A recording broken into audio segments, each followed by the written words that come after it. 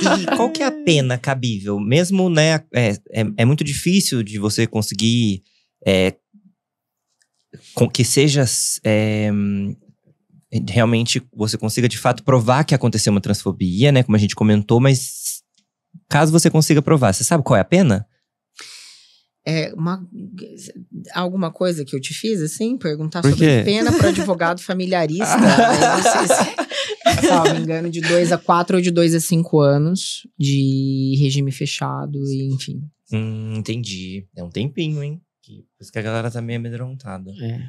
Mas Com relação poderia a ser isso, mais, né? Com certeza. Ou Mas poderia 2 a ser 4 fácil de… Mas se 2 a fosse… 4 não significa nada. Mas se Exatamente. se fosse a pessoa nem pega, né? condenado, 5 anos Isso. é isso. Não, 4 anos nem fica preso. e aí tem mais. então, E essa aí questão. isso que eu ia falar. Tem mais a questão do regime, não é regime fechado. Se for a primeira vez que a pessoa cometeu um crime, nem é um crime. Exatamente. Que é isso, se fosse de 2 a 4, 5 anos de fato efetivo, né?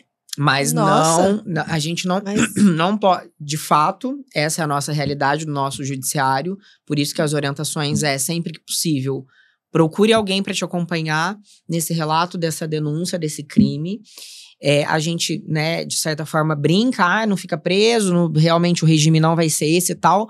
Mas isso, se a pessoa for primária. Então, e provavelmente… ela não aprende, espero que aprendam, mas vai acontecer. Ela vai fazer LGBTfobia com você, depois ela vai fazer comigo. Se nós dois formos à frente disso, não é mais uma pessoa primária. Entendi. Entendeu? Então é bom, dá pra correr atrás, né, desse tipo de coisa. A gente deveria, mas… É importante. E quanto mais isso acontece, do que depende, assim, que essas leis em si evoluam? Da gente aprender a votar melhor. Entendi. É essa bancada mesmo. Exatamente, porque hoje a gente não tem lei, a gente não tem nada que nos assegure, não tem nada no ordenamento jurídico que assegure, não tá escrito lá no Código Civil que 2 pessoas podem se casar. Então, se ainda um cartório se negar, a gente ainda tem que enfrentar um processo. A gente sabe que esse processo tá ganho, até porque a gente tem um provimento do CNJ que também as coisas acontecem. Mas assim, a gente não tem legislação. Não existe uma legislação que assegure a LGBTfobia. A gente, quando a gente vai fazer a petição, a gente tem que fazer a petição do crime de racismo e depois da equiparação à LGBTfobia. A gente não tem lei, a gente não tem substrato jurídico para lutar por quase nada. Mas a gente tem as decisões do STF, que é a nossa corte maior. Que é sempre do STF, né? Que é sempre do STF. Então, hoje, o que poderia, por exemplo, ser resolvido numa primeira instância de um judiciário, se a gente pega um judiciário conservador, ele vai aplicar a lei. Ele vai falar, não, vocês não podem casar, porque está escrito aqui na lei que vocês não podem casar. O judiciário é o Congresso? Não, o judiciário é o fórum. O primeiro grau do judiciário é o juiz.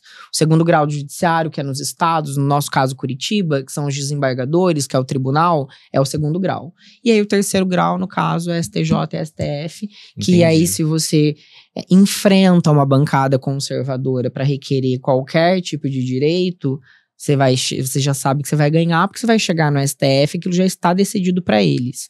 Já é uma decisão. Mas então, se você enfrenta esses entraves jurídicos que ainda é possível acontecer, a gente não tem lei. A gente só tem decisões do STF, que são decisões importantes que vão garantir os nossos direitos. Então, o que a gente precisa? Primeiro, aprender a votar melhor. E você sabe que, você falando de todo esse processo que tem que enfrentar, assim, né? De que é uma garantia que lá no final vai dar certo. Mas eu fico pensando no custo de tudo isso para uma pessoa, para além do custo financeiro e de tempo, para o custo mental, psicológico, assim, de como isso afeta. Porque é uma pessoa que está denunciando uma transfobia e essa transfobia está sendo repetida por quem ela está denunciando. Exatamente. Então, assim, né? Por quem era para receber, acolher essa denúncia e falar, não, isso aqui não tá certo, isso é transfobia, né? Não é. E aí ela sofre transfobia 1, 2, 10, 15, 20 vezes. E como isso impacta, né, a saúde mental dessa pessoa, que daí é o que você falou, assim, não, a gente precisa sim denunciar, porque se todo mundo denuncia, em algum momento essa pessoa que foi transfóbica vai ser pega. Mas a que custo para quem sofreu a transfobia? Então, assim, é um custo muito alto, né? É uma pessoa que vai precisar muito de uma rede de apoio. Então, eu fiquei pensando nisso, assim, de que é uma guerra, uma batalha que essa pessoa tem que travar, que só de eu pensar, eu já fiquei cansada, assim, né? No sofrimento que isso tudo gera. E em todos esses âmbitos que você citou, né? De tempo, econômico e emocional, principalmente. Sim. Eu acho que o desgaste maior é saber que acaba ficando impune na grande maioria das vezes. Então, você investe tudo isso e a sensação que você tem é nadei e morri na praia. Sim. O que acontece com as mulheres também. Sim. Mulher que vai denunciar. É bem complicado mesmo, né? Exatamente. Não é?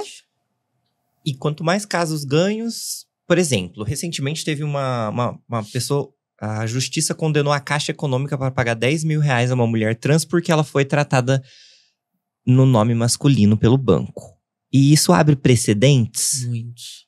Então, cada caso que a gente ganha, que daí o juiz deu ali um causa-ganha para a pessoa, abre a possibilidade. O que nós chamamos de jurisprudência. Não sei qual decisão que você está falando, mas provavelmente, muito pouco provável que ela tenha acontecido numa primeira instância. Uhum. E mesmo que ela tivesse acontecido numa primeira instância, provavelmente os advogados da Caixa recorreriam a uma segunda instância. Então, isso que você falou é exatamente isso, Aniri.